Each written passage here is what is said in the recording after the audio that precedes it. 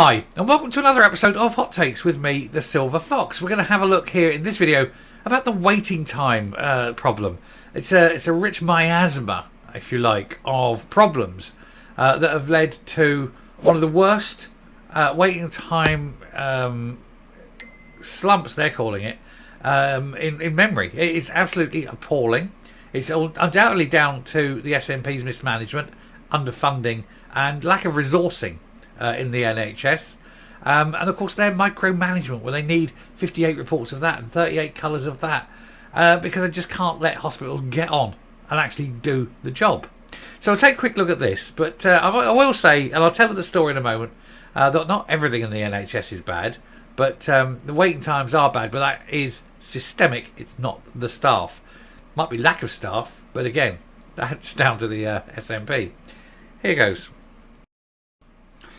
So SNP have been warned that lives are on the line. There's an appalling A&E waiting time slump in early August.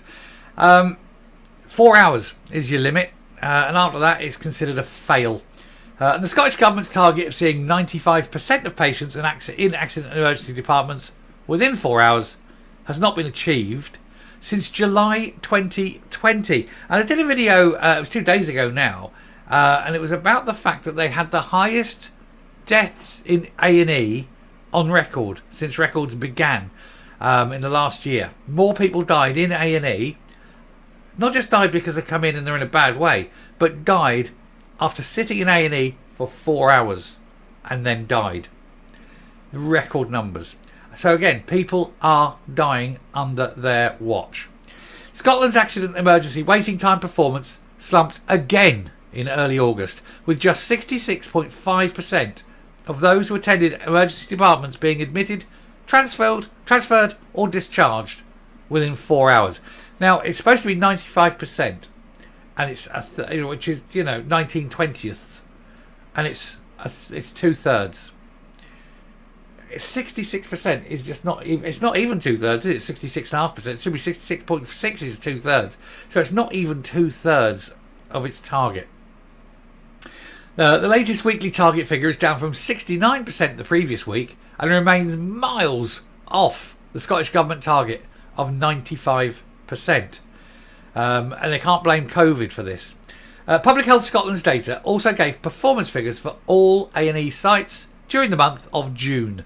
During this month, performance against the 4-hour standard was at 72.6%, and that's 72% across the whole of Scotland. That is terrible.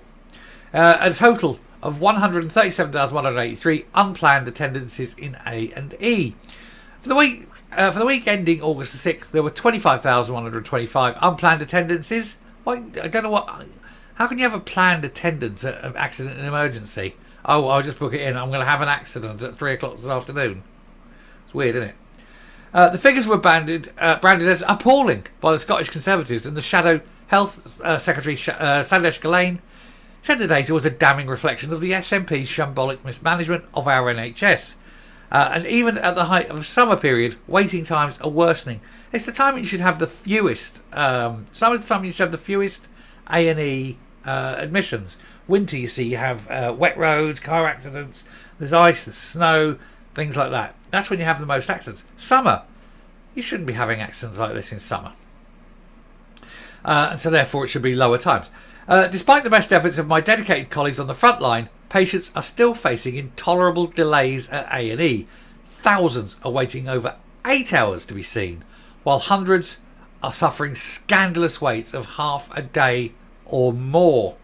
These excess delays lead to tragic losses of life, with the number of deaths as a result of lengthy waits soaring in recent years. Like I say, we covered that in an earlier video.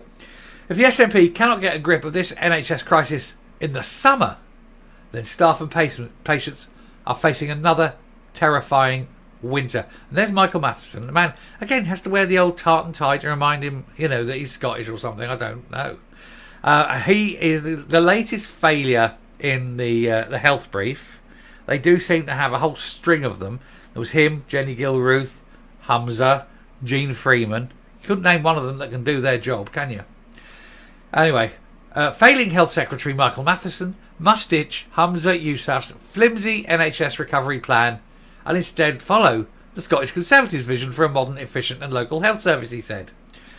Scottish Labour warned that lives are on the line and that chaos has been engulfing the NHS for months now. And, of course, old Jackie Bailey, health spokeswoman, said, "We know that the longer waits at A&E lead to worse and worse and more dangerous outcomes for patients. But waiting times have been consistently below the Scottish Government's own standards for years." When he took over from the First Minister, Michael Matheson promised to get a handle on this crisis.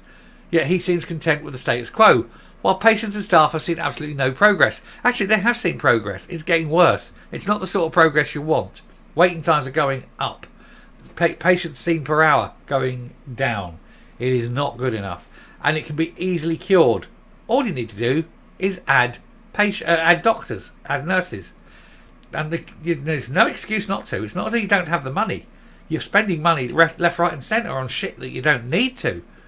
But anyway, the 95% target has not been hit since July 2020. So over 3 years. And in fact, only a handful of times since July 2017. So in 6 years, over 6 years, it's only been hit a handful of times and nothing in 3 years. That is woeful. That is a crime. That is a crime against humanity. Not providing ample and safe medical care is a crime against humanity. These people should be ashamed, but you can guarantee they're not. And it is just not good enough. They said performance is not where it needs to be, and there is a continued disparity in performance both between health boards and individual sites. Hospital bed occupancy continues to be a major factor impacting on performance. So they're basically blaming bed blocking. And yet the irony is that they, at the start of COVID, they cleared 1,000 beds. But we know how, don't we? We know how. And euthanasia is such an ugly word. Anyway, I shall round off there. I shall stop and I shall come up. Now, there really is no excuse. £140 million on a census that they didn't need. £8.5 million a month on spin doctors for the NHS that they don't need. £2 million a year minimum on independence work that they don't need to do. And it goes on. There's money left, right and centre that could be saved and that could be invested. But even if you invest it in the hospital, of course, you've got to get the hospital to spend it in the right way and not, say, hire private detectives to spy on patients. But there is millions of pounds available to be put in, and they're choosing not to. SNP policy is to choose not to. And therefore, these people are suffering and in many cases dying directly as a result of SNP policy. And therefore, I think the families would rightfully be in a position to sue the party, sue the SNP for not delivering on the service that they're legally obliged to deliver. But they can always find money for all their pet projects. Anyway, I shall stop there. I shall put a can on that because it would get me very angry. Now, I did say that not everything in the NHS was bad. I suffer from psoriasis, and if I hold my arm up, you might be able to see there. And if it's very hard to do this backwards. There. You see bright red and that bit of infection. I'm just having a local flare up. Don't normally have it, and then all of a sudden, boom, flares up. Anyway, in this particular flare, I've just got a bit of infection. And I phoned up the doctors to get some antibiotics. And I thought, I'll phone up, get an appointment, go to the doctor, get some antibiotics. I chose the one day of the month where they have a half-day closing. And they do it for training purposes. So I was like, I'll ring back tomorrow. She said, no. She said, hold on a minute. And she put me through to the practice nurse. And the practice nurse called up, said, got me details. Everybody's happily on the computer. She went, oh yeah, okay, right, you want antibiotics? She said, right, it's for psoriasis, yeah, checks everything out, it's all there. She said, fine, sends me this link, said, click on the picture of the infection, just so we can put it in the thing. And she said, we want that, and I'll do the prescription. And I said, that's fine, excellent. She said, location? I said, just below the elbow on the left arm. And she said, no, location you want to pick up the prescription from. And I went, ooh, how silly of me. And anyway, I gave her that. So, but it did remind me, as I was saying, and we discussed it. I talked to her and said, that told me it was the whole gag about the doctor holding up a little bottle and saying to the patient, "Sorry, can you fill this with urine for me?" And the guy says, "Not from here." Anyway, thank you very much for watching.